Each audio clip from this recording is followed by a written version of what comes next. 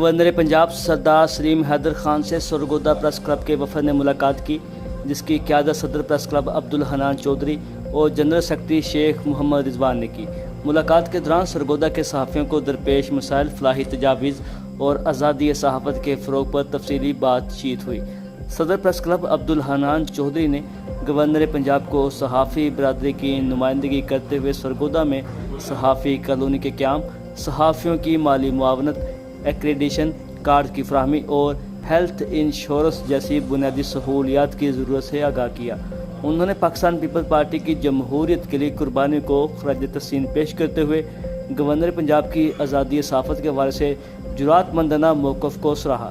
General secretary شیخ محمد رضوان نے سرگودا کے صحافتی ماحول، ورکنگ جرنلسٹ کو درپیش مسائل اور پولیسی سطح پر معاونت کی اہمیت پر روشنی ڈالی۔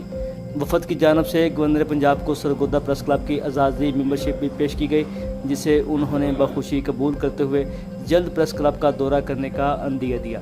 ملاقات میں شریک وفد میں عبدالحنان چودھری، اسجد منیر چودھری، امتیاز چودھری، رانا عارف، محمد بلال، مجاہد بخاری، اشرف قریشی، طارق قریشی، عمران یوسف گوہندی، تصور حسین ملیانہ، مدثر عباس اور فیضان خان، اس کے علاوہ سابق وزیر مملکت برائے داخلہ تسنیم احمد قریشی بھی موجود تھے۔ رپورٹ خالد محمود بٹی۔